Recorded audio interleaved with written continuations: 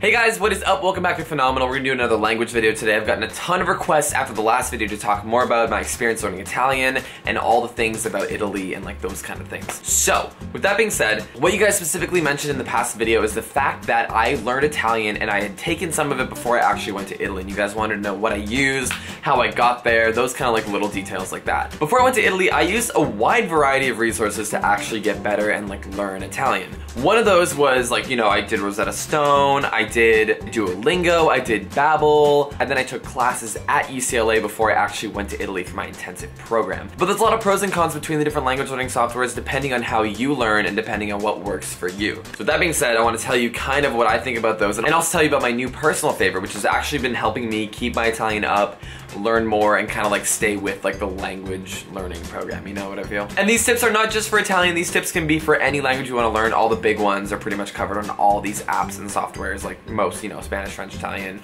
everything else. If you're looking for a very obscure language, it might not be there, but you know. Rosetta Stone, first of all, is basically kind of like, there is no translation at all. It is full immersion. It's very kind of speaking based and kind of like matching in your mind based, if that makes sense. It's not like exercises as much as like, it's like the dog and shows like a photo of the dog. And then it's like the dog and shows a photo of the dog. And then it shows a photo and you have to pick either like which one it is. And you know now that it's il cane, you know, the dog. That's basically the principle of how Rosetta Stone works. It goes through kind of like natural learning. They want to make it seem like you are an infant.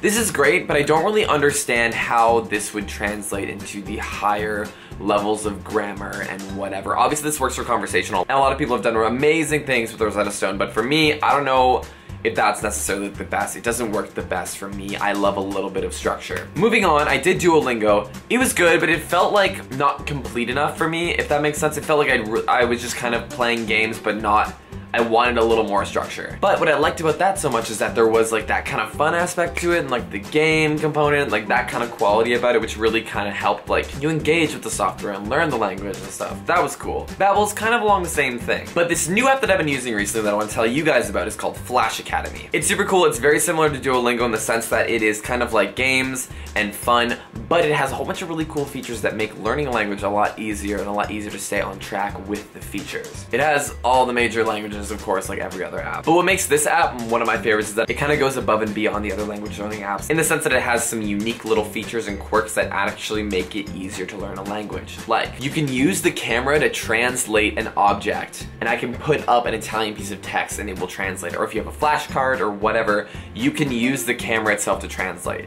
That's powerful. That's really amazing. They also have this amazing feature that's like translate any object. So basically you take a photo of something, it analyzes it, and then tells you what that is in the language. That's amazing because a huge part about learning language is like building up your vocabulary for everyday objects, and this allows you to really like understand everyday objects. Like I just scanned a stool and it says brown wooden stool. It like recognized that. That's amazing. Then it says it in whatever language you're learning. With these features, I definitely recommend Flash Academy as an app that will really help you grow. And I've been using it a lot recently instead of Duolingo and the other ones because I love the translation feature and the actual flash sticks component of it. It's really neat. So when you learn a language, there's a lot of things you need to keep in mind and kind of like need to stay up on. And one of them is vocabulary and grammar. And what's nice about using the online platforms, the software-based platforms, is that you can kind of incorporate all those aspects of learning into your experience. You can not only get grammar updates, but also throw in vocabulary on top of that, versus a lot of things in school. It's like in traditional school, it's a lot more like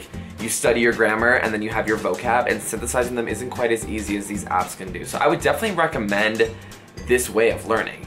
I think the best way to really like get there is to live in the country and actually have to use it, or just find some environment where you have to use it in your home country. But if you want to keep up with it, I would definitely recommend using these apps, and I'm glad I was able to tell you about Flash Academy. It's really, really dope. You can find a link for it down below if you want to try it for yourself, and as well as all of my links are down below in the description, so make sure to subscribe to Phenomenal, and I'll see you guys soon with more informative videos about life, travels, and everything else in between.